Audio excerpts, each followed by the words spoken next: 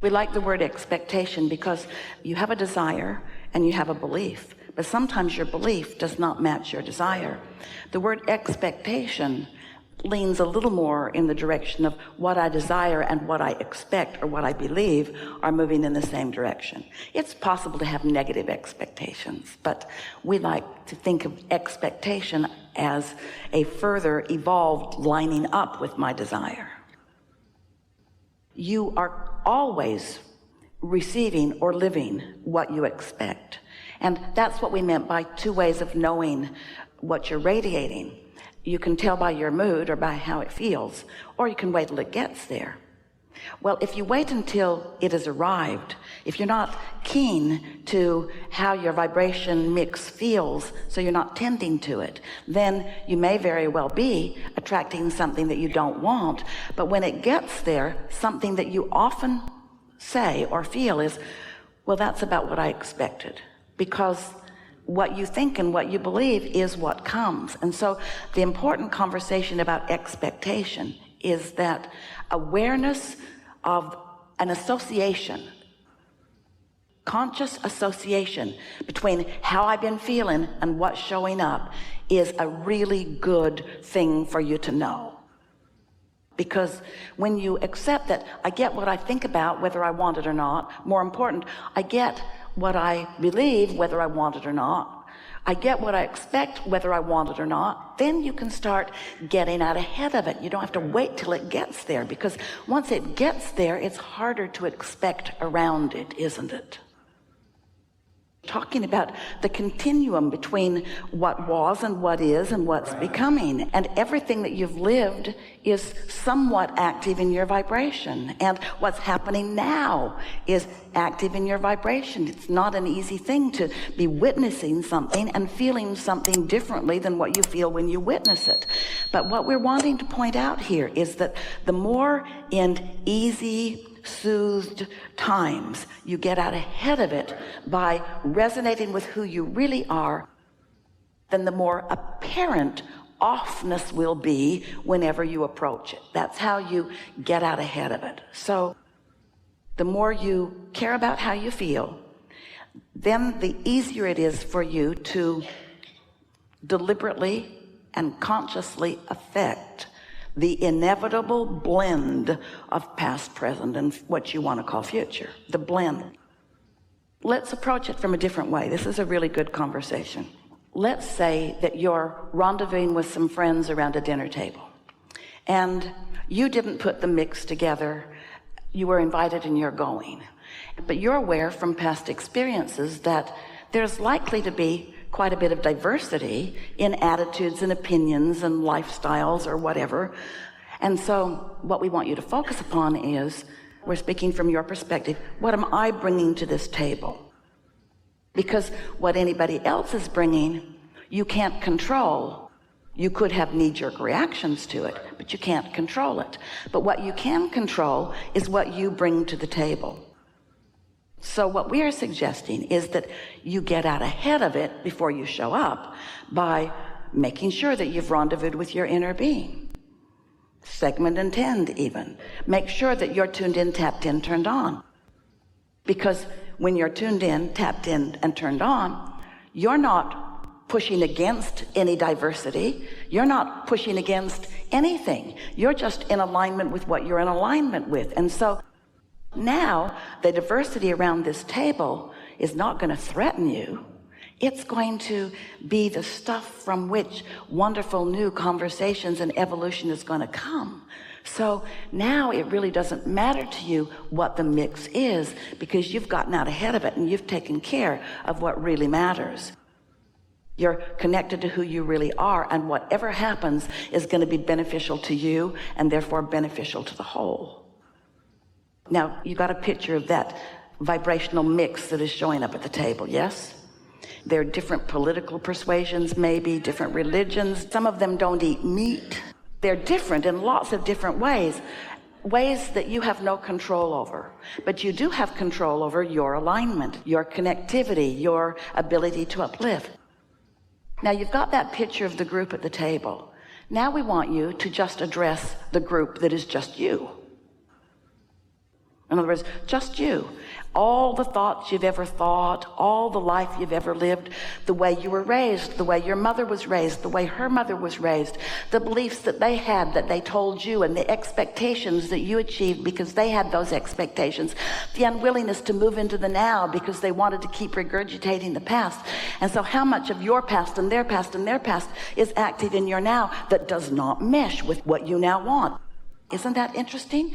You are a mixed bag of vibrations. In other words, when you show up anywhere, there is a whole lot of who you were, and within who you were is a whole lot of who those who influenced you were. In other words, we're talking about this continuum of vibration. And now what we want to say to you is that none of that matters very much if you are alive and connected and active in your now. Because since you got into this physical body, you have been creating a vibrational reality. And that vibrational reality, we call it the vortex, wrote 2 books about it. We want so much for you to accept it as this real thing that it is. All you have to tend to is the relationship between you and your vortex. You don't have to factor in everything that you've ever thought or everything that anybody else has ever thought. You just have this relationship between you and you. And it is so much easier to feel your way into the clarity of all of that. Yesterday, Esther has a new house in San Antonio, and it's beautiful and all that. But shortly after she moved in, she could smell like wet plaster in the house. So she spent quite a bit of time just sniffing around.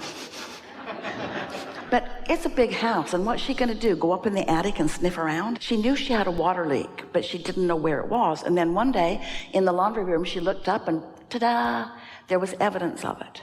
So the builder came back, tore out the ceiling, found the leak, repaired it, put it back good as new. And Esther is thinking, I really like how that works. And then not too long after that,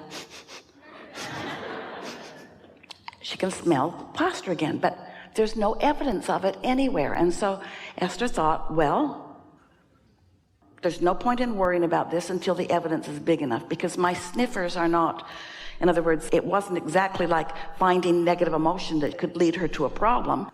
She had a water leak somewhere that was going to eventually get big enough that she was going to find it. And one day she went into one of her guest bathrooms, and this wonderful, beautiful piece of granite had popped right out away from the wall. And she looked, and that wall was wet. Ta-da!